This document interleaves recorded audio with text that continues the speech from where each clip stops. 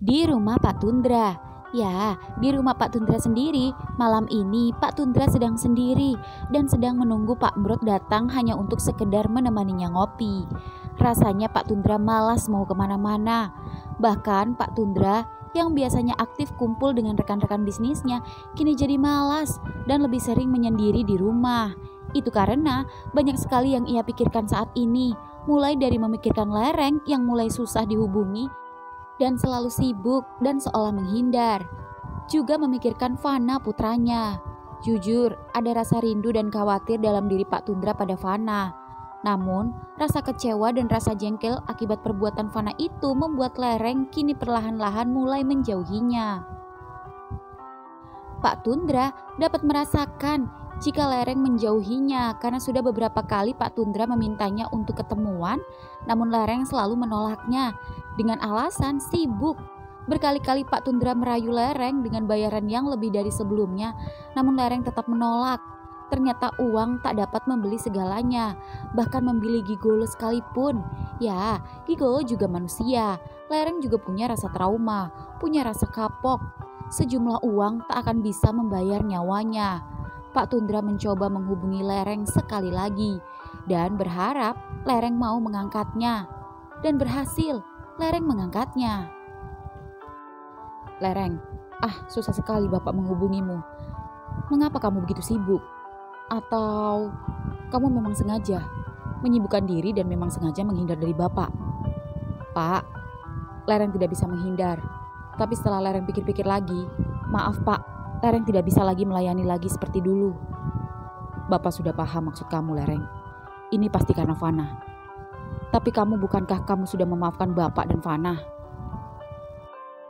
"Aku sudah memaafkan, tapi aku tidak mau ada masalah baru yang membuat hubungan kalian renggang karena persaingan antara bapak dan anak." "Persaingan apa maksud kamu, sayang?" "Itu karena Fana menyukaiku.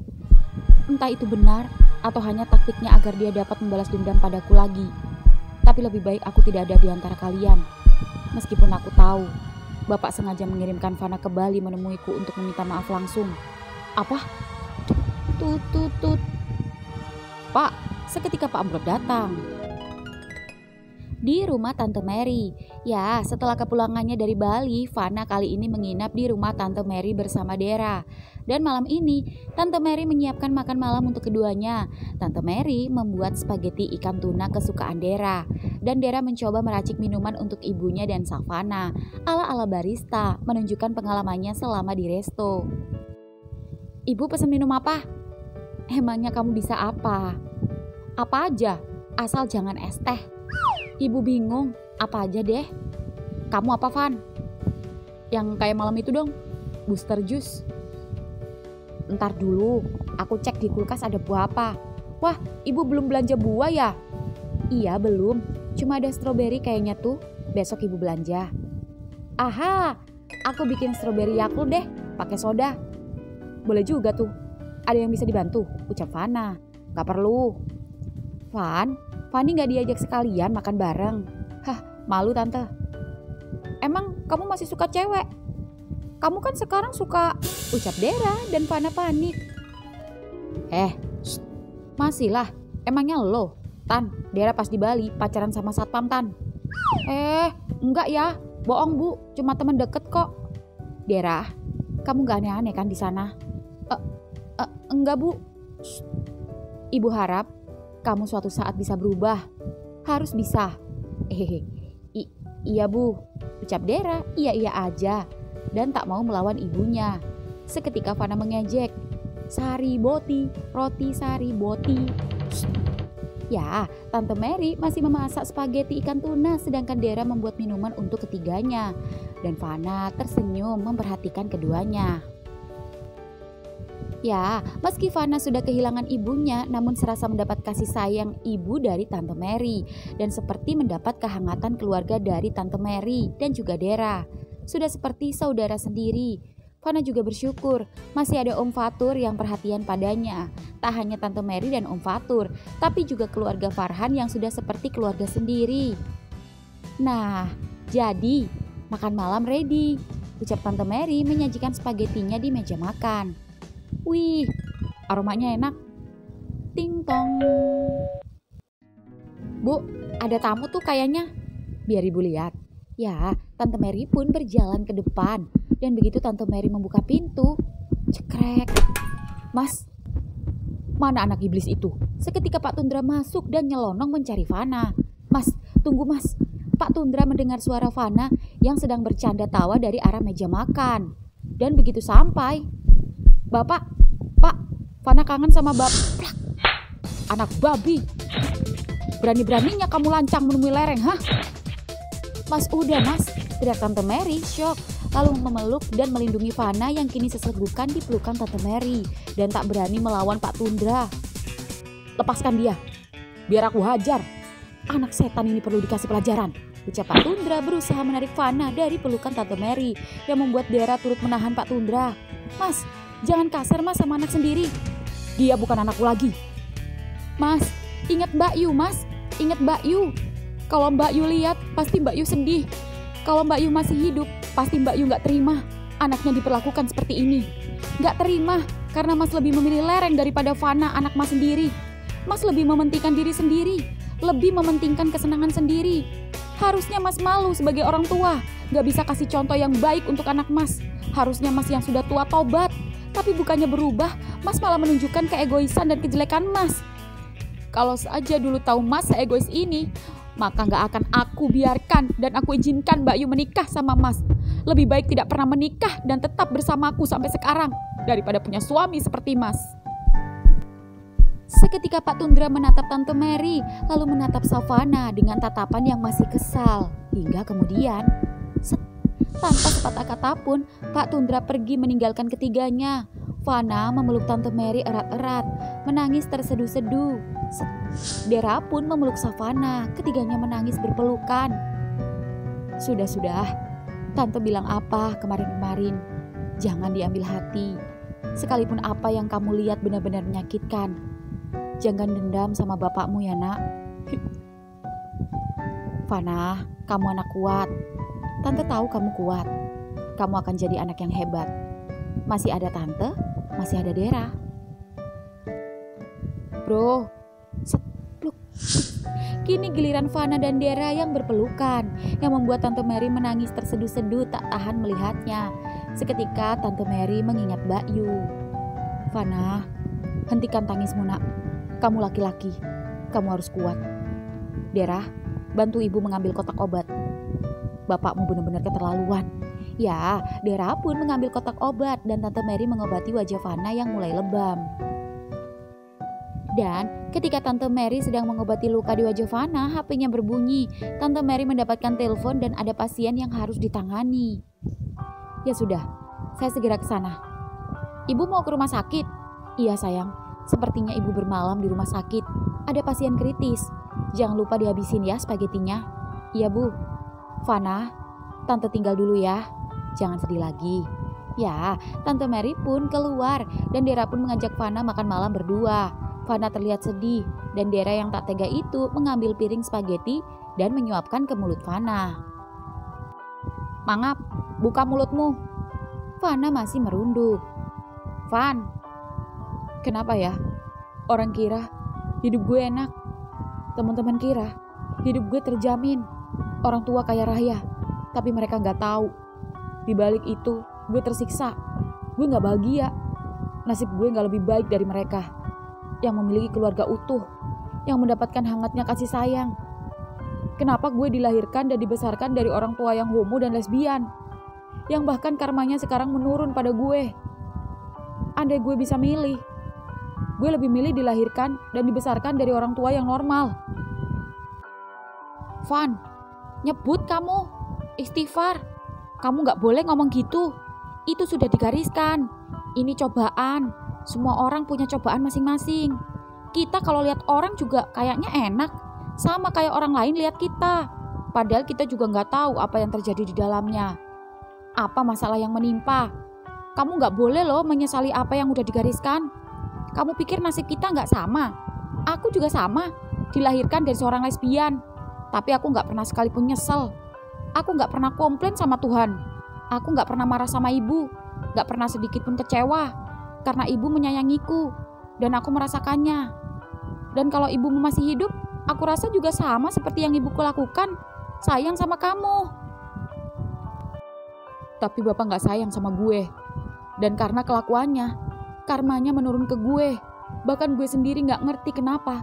Rasa bersalah gue jadi bikin gue mikirin Om Lereng. Awalnya gue kasihan, tapi setelah mengefaknya, gue jadi tertarik sama dia. Kenangan-kenangan yang dulu saat awal-awal bertemu Om Lereng terngiang-ngiang. Dan gak nyangka, gue bisa ngelakuin ini semua padanya. Dan ini karena kesalahpahaman gue dan bapak. Tapi bukankah itu semua karena karma yang harus gue jalani?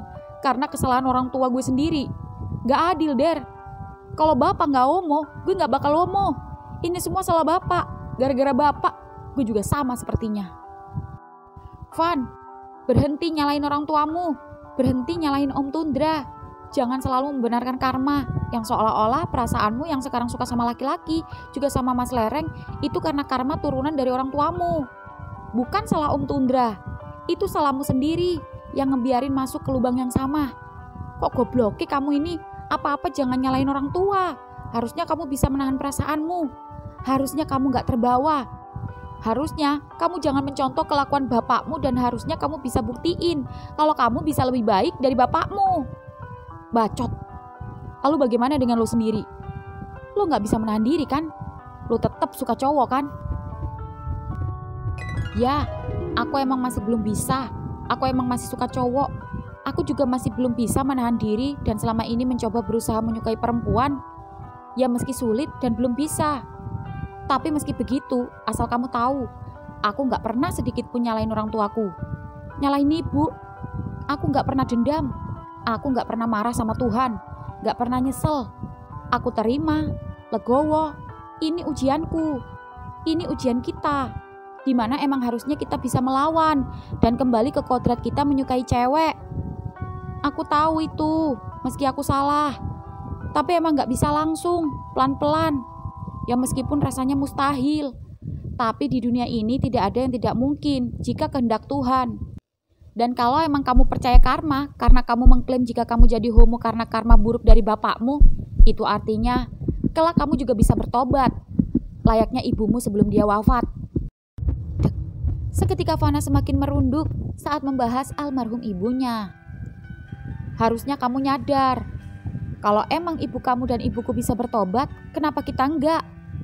Kita enggak pernah tahu ke depannya, karena jujur, dalam hati kecilku, aku juga masih ingin normal. Layaknya cowok sejati. Aku senang lihat cewek cantik. Suka. Tapi lebih suka lagi lihat cowok maco. Dan aku yang udah lama suka cowok aja, masih pengen berubah.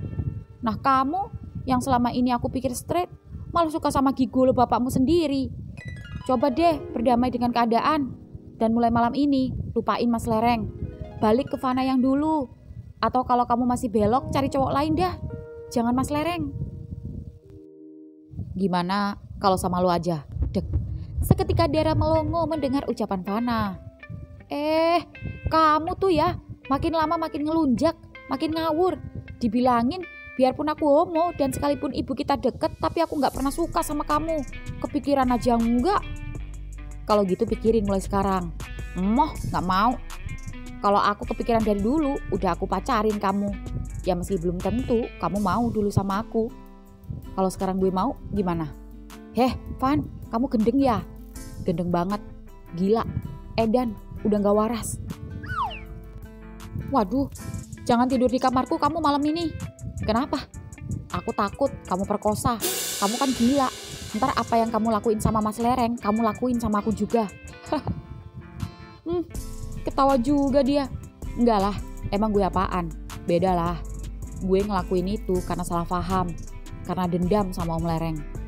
Ya kali aja, sama aku juga dendam karena aku tolak. Fana hanya tersenyum sembari menyuapkan spaghetti ke mulutnya.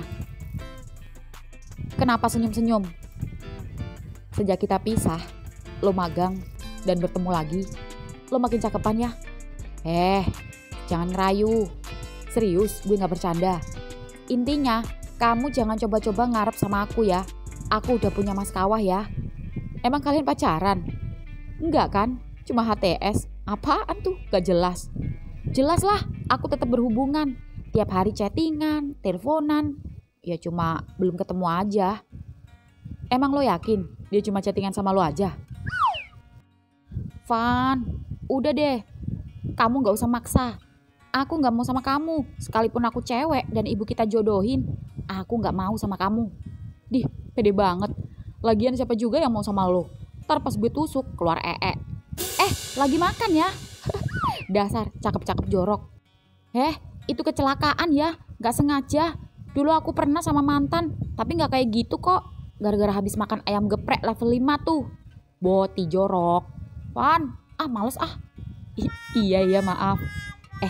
Bentar, Farhan nelpon. Kenapa? Kamu mau nginep di sana? Aku sendiri dong, ibu jaga malam. Bentar. Ya bro. Hah? Wah, selamat deh. Gue ikut senang. Oke, besok kita rayain. Iya, gue di rumah Dera. Soalnya dia sendiri, Tante Mary jaga malam. Oke bro, oke. Kenapa? Si Farhan diterima sama Farah. Gara-gara ngasih oleh-oleh buat Farah sama ortunya. Oh, syukurlah. Kirain kamu bakal pacaran sama Farhan karena kemana-mana sama dia. Enggak lah, mending sama lo. Lo lebih cantik daripada Farhan. Mulai. Kenapa lo gak sama Iye? Enggak lah, udah diembat sama Jambrong. Emang mereka pacaran? Emang mereka gay? Cuma mereka berdua yang tahu. Gue gak tahu dan gak mau tahu. Yang gue pikirin sekarang, gimana caranya supaya gue bisa ketemu Om Lereng lagi. Udahlah, jangan urusin dia lagi. Masih banyak hal yang lebih asik dan bermanfaat dibanding ngurusin Mas Lereng. Gue gak bisa lupain dia, Der. Kecuali gue bisa menemukan seseorang yang bisa ngebuat gue lupain dia. No comment. Serah kamu. Asal jangan aku aja. Angel. Susah dikasih tahu. Di rumah Iye. Ya, di rumah Iye sendiri. Iye sedang memikirkan Jambrong. Ya, setelah kejadian malam lalu di gubuk tempat mengeksekusi Lereng, Jambrong tidak masuk sekolah dengan alasan sakit, panas dan meriang. Bahkan sekalipun Denim dan teman-teman yang lain, bahkan Fana yang baru balik dari Bali turut menengoknya, namun Iye sampai saat ini enggan menemui Jambrong. Itu karena Iye kesal karena Jambrong memanfaatkan kesempatan dalam kesempitan. Jambrong hendak kurang ajar, memperkosanya. Beruntungnya ada petir yang menyelamatkan keperjakaan Iye. Flashback di gubuk. Ayo Ye, nempel aja ya. Cuma digesek-gesek aja. Gak bakal gue masukin kok. Dikit aja. Brong, lepasin. Icir, ngilu. Jangan diteken tolol. Gue tahan Ye. Kepalanya aja ya. Janji gak masuk semua. Gue gak percaya sama lo. Brong, kok sakit? Tahan Ye, tahan. Brong. Wah. Waduh. Sebuah pohon asem roboh menghantam gubuk sehingga gubuk roboh dan menimpa keduanya. Beruntung keduanya masih selamat meski punggung Jambrong tertimpa reruntuhan kayu-kayu rapuh dan juga genteng-genteng. Di rumah Jambrong. Ya, di rumah Jambrong sendiri, malam ini Denim, Robi dan yang lain menemui Jambrong. Meski Jambrong sakit, namun ia tak memberitahukan kejadian di gubuk malam itu bersama Iye. Fana sama Iye mana Brong? Tanya Denim. Gue bilang apa? Yang gak setia kawan sekarang siapa? Fana sama Iye. Lagian lo ngapain sih masih aja pedulin mereka berdua? Kalau lo emang gak merasa homo dan gak merasa jadi bagian dari mereka, stop berteman sama mereka. Mual gue sama mereka berdua. Rob, teriak Denim pada Robi. Fana sudah lebih dulu datang malah dibanding kalian. Bahkan baru landing dia udah nemuin gue.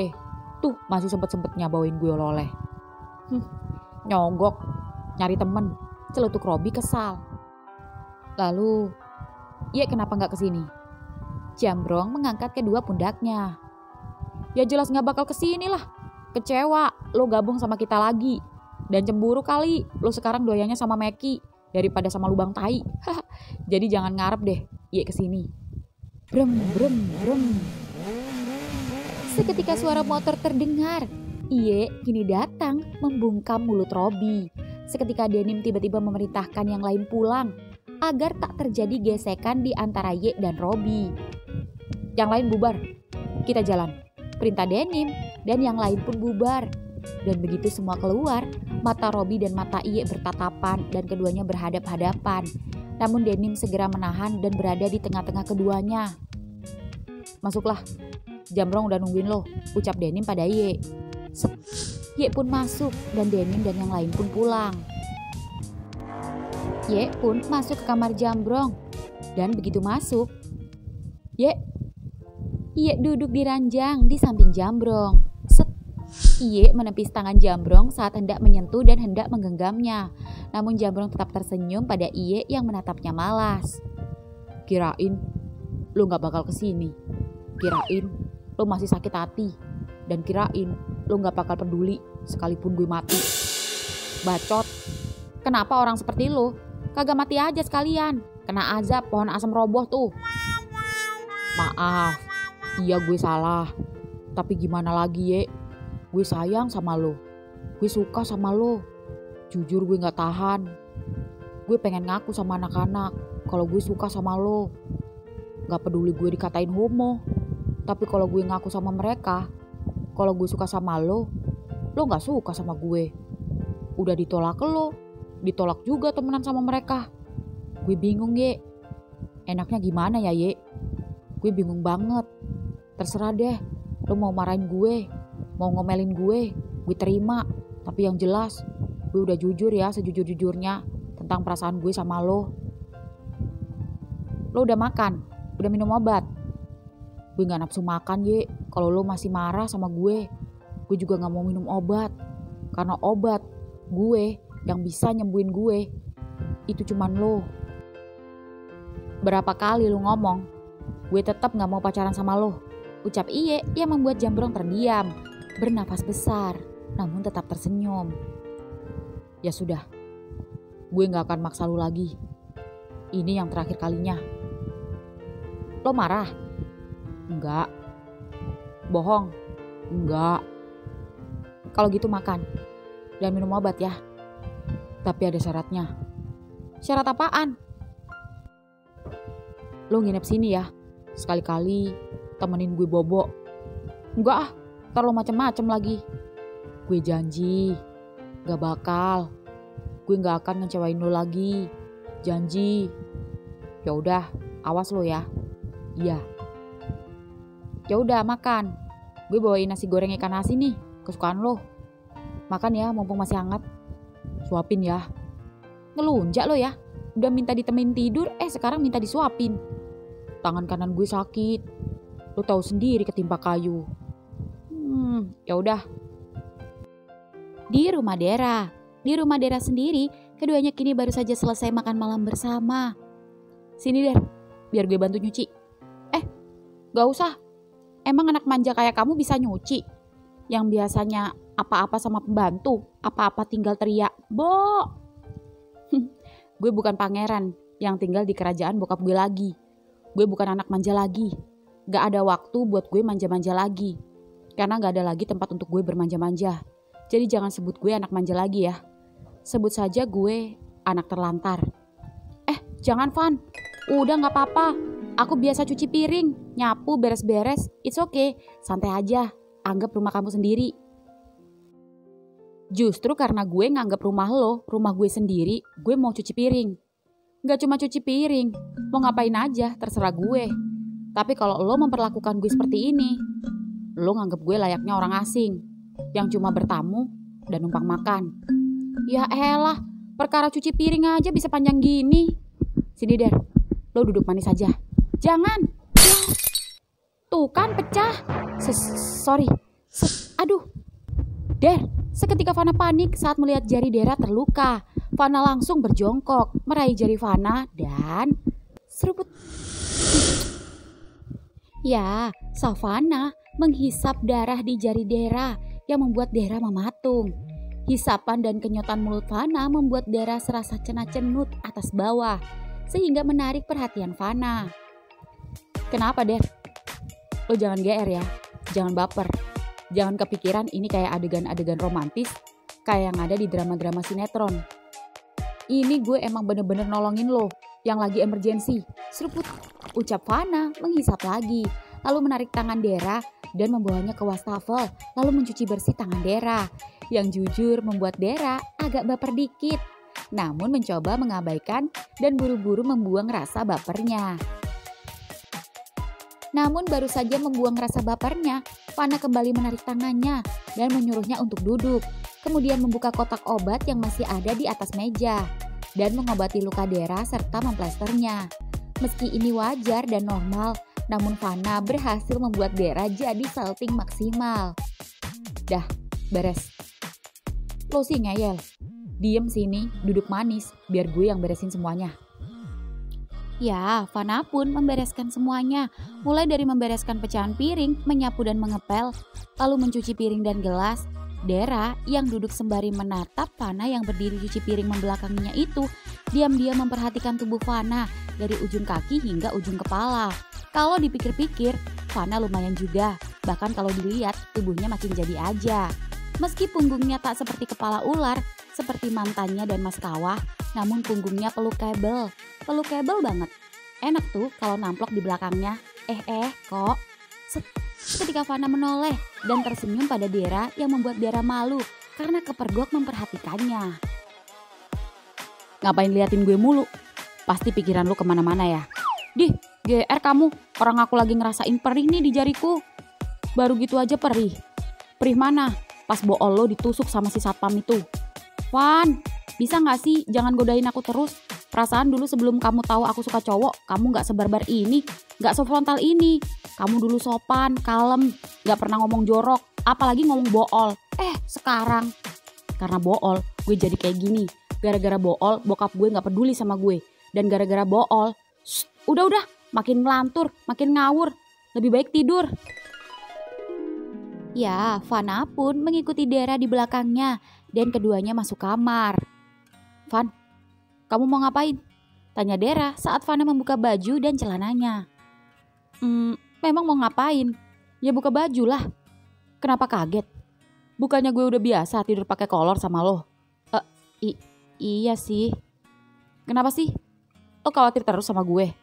Takut banget sama gue? Emang muka gue muka mesum? Mentang-mentang apa yang udah gue lakuin ke Om Lereng, lo jadi kepikiran gue ngelakuin ke lo? Beneran ya? Jangan macam-macam sama aku. Iya, bawel.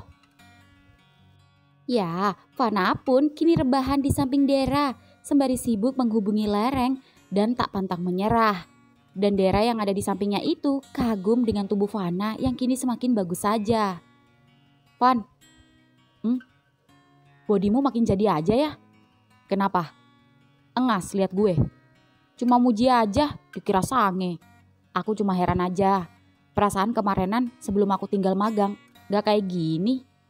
Keren kan? Ucap Fana memamerkan otot lengannya. Boleh pegang gak? Aku jadi pengen. Pengen apa? Pengen body kayak kamu. Oh, kirain pengen apa? Pegang aja. Bukannya lo udah sering pegang-pegang gue dulu. Tahu aja kamu. Dera menyentuh lengan dan menekan-nekannya. Aduh, jangan ketek geli. Pak. Dera menepuk dan meraba dada Fana. Aduh, yang bener lo. Nepok lo bisa bikin asma. Der, katanya takut, tapi mancing-mancing. Giliran gue kepancing, ntar nangis. Lepasin. Wah, 1, 2, 3, 4, 5. Kok cuma 5 pack? Gak 6 pack? Gak seimbang. Tapi keren sih. Ototnya nongol-nongol. Seketika Dera terkejut ketika Fana menahan tangan Dera. Cukup grepe-grepenya. Sampai situ aja. Kalau enggak, giliran lo yang gue grepe-grepe. Ogah. Ya udah diem. Gue udah anteng ya. Jangan bikin gue ngaceng. Kamu aja yang ngacengan. Mas Kawah, video call. Kamu tidur aja. Brak. Dera keluar kamar meninggalkan Fana sendirian. Der. Di rumah Jambrong. Ya, di rumah Jambrong sendiri. Iye kini sedang tidur berdua bersama Jambrong. Jambrong sudah terlelap lebih dulu, sedangkan Iye masih terjaga dan belum bisa tidur. Dalam diam, Iye memperhatikan Jambrong yang kini terlelap di sampingnya, memikirkan sikap Jambrong yang bisa-bisanya menyukainya. Ie belum kepikiran apa-apa. Bahkan berpikiran berpacaran dengan Jambrong pun sama sekali tak ada. Ie bertanya-tanya, apa memang benar laki-laki dan laki-laki bisa timbul rasa suka? Atau hanya rasa penasaran saja? Atau karena pergaulan semata? Tapi selama ini Jambrong tak pernah sekalipun berpacaran atau dekat dengan cowok manapun. Bahkan Jambrong pernah punya cewek. Lalu, kenapa Jambrong bisa menyukai Ie? Sekalipun dulu pernah mengalami sebuah pelecehan dari omnya, tapi itu sebuah pelecehan, harusnya menimbulkan kebencian pada pelaku homoseksual. Bukannya malah menjadikan dirinya sendiri jadi bagian dari homoseksual itu sendiri. Apalagi menyukai Ie, yaitu temannya sendiri. Ie benar-benar bingung bagaimana menyikapi teman yang menyukainya. Rasanya marah, kesal, bahkan untuk menghindar pun percuma. Terkadang ada rasa kasihan Ie pada Jambrong. Seketika Jambrong tak sengaja memeluk Ie, dan Ie sempat panik. Namun Ie mencoba tetap tenang. Entah mengapa kali ini Ie cenderung diam, bahkan tak menepis pelukan Jambrong, dan tersenyum memperhatikan Jambrong. Bukan kenapa, melainkan heran saja ada teman cowok yang manja dan nempel mulu. Ia merasakan tubuh Jambrong panas, namun tubuhnya terlihat sedikit menggigil. Hingga kemudian Jambrong mulai bergerak. Matanya terbuka dan Jambrong seketika melepas pelukannya pada tubuh Ye saat mengetahui tak sengaja memeluknya.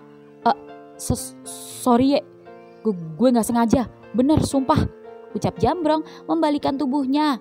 Malu membelakangi Ye yang kini tersenyum di belakang Jambrong yang ketakutan itu. Brong, lo masih dingin? Badan lo hangat, padahal AC-nya udah mati. Kita ke dokter ya? Gak perlu, emang di sini udaranya dingin. Beda sama tempat lo. Lagian ini udah double selimut.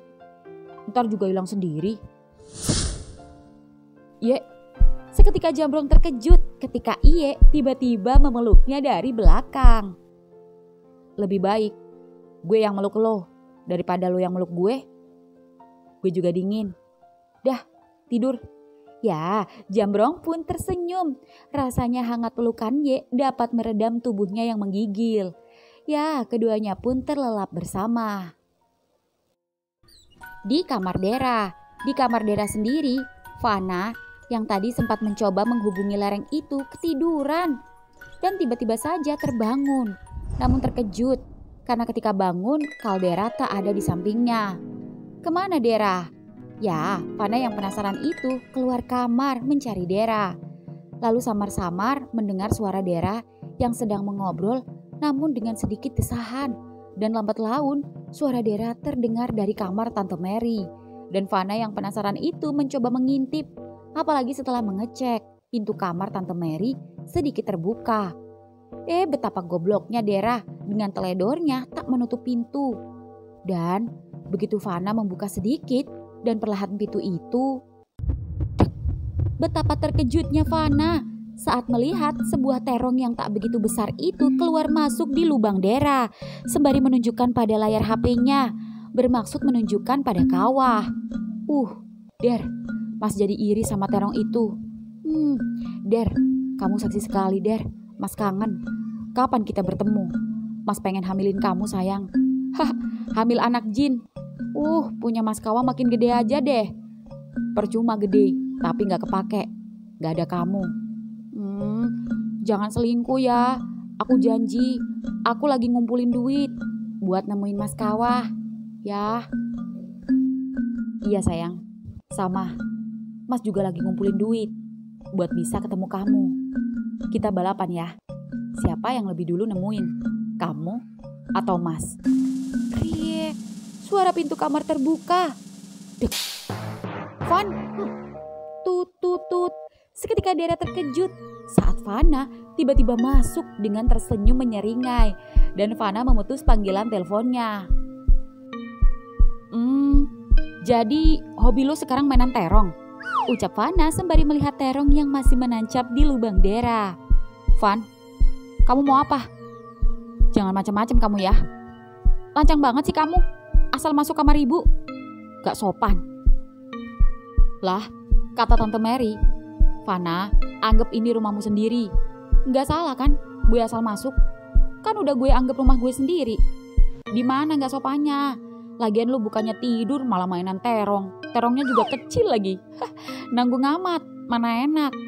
Daripada sama terong, mending sama yang asli. Lebih gede daripada terong lo. Seketika Fana mengeluarkan batangnya yang membuat Dera ketakutan. Apalagi HP-nya kembali berdering. Mas Kawa menghubunginya lagi. Dera jadi semakin panik. Van, jangan Van, please. Kenapa? Kita bisa saling membantu. Gue juga gak tahu kenapa malam ini gue sange banget. Van, jangan. Kamu takut kan sama aku? Aku belum ada tainya. Jorok. Beneran. Ih, jijik banget ya pokoknya. Jangan. Yang bener. Van. Seketika Fana mencabut terong dari lubang Dera. Lalu menatap terong itu, mendekatkan kepada wajahnya, memperhatikan tekstur terong yang basah mengkilat dengan aroma hand body yang baru saja dioleskan oleh Dera. Dan begitu melihat terong itu bersih dan tak ada sesuatu yang menyangkut, Fana membuang terong itu ke lantai, melebarkan kedua paha Dera, menekan-nekan perutnya dan... Fana, jangan! Der, legit. Gak kalah legit dari Om Lereng. Setan kamu, Van. Semua lubang legit. Ntar juga kalau kamu nyobain lubang lain selain gue, kamu bilang legit. Emang setan kamu. Ngembat lubang temen sendiri. Sialan, mana lebih gede dari terong lagi. Sakit. Gede mana dari kawah? Gede kamu dikit, puas. Sumpah, gue gak menikmati. Sakit, pelan, bego. Kamu gak ngerti caranya ngenakin boti ya? Aduh, gue gak mau kayak Mas Lereng. Sampai pendarahan. Dia kan dipakai rame-rame. Lo gue pakai sendiri, Der. Der. Van, sadar Van. Aku temenmu. Sadar. 100% gue melakukannya dengan sadar. 100% gue sangat menikmati. Dan 100% gue... Kenapa? Gak apa-apa. Enak, Der. Masih sakit. Pelan. Ini pelan, Der. HP Dera terus berbunyi. Aduh, gimana ini? Mas Kawan nelpon. Pasti kepikiran aku matiin teleponnya. Angkat aja. Tapi angkat. Seketika Fana asal pencet aja. Sayang, kenapa mati? Sinyal ya? Iya. Kamu kenapa, Der? Gak apa-apa, Mas. Mas udah keluar. Aku udah. Belum, masih kenceng nih. Lanjut ya, bantuin Mas Trot dulu. Mana? Lihat lubangnya. Jangan lubang ya. Aku mules soalnya. Takutnya tiba-tiba keluar tai. Kalau gitu, buka mulutnya dong. Masukkan jarimu keluar masuk. Mas bayangin kamu ngisep punya Mas. Iya. Ya, jari tengah Dera pun keluar masuk mulutnya. Dan ekspresi Dera itu membuat Fana semakin semangat menggenjot. Sehingga desahannya semakin kencang. Terus Dera, mengapa aku baru mendengar desahanmu yang lebih seksi daripada sebelumnya? Ekspresinya benar-benar menghayati.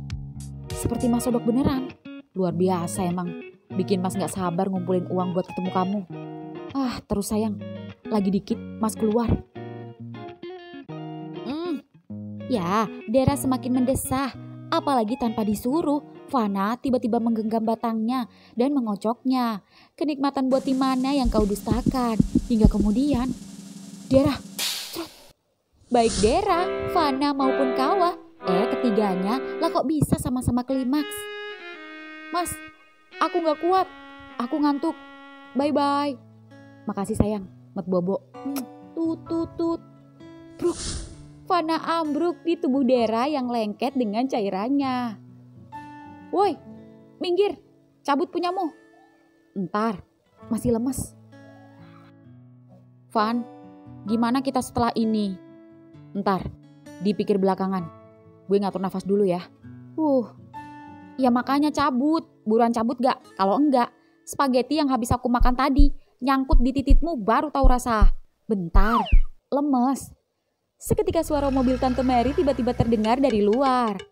Dera, Fana, udah pada tidur belum? Tante bawa martabak nih. Waduh, Ibu. Tante,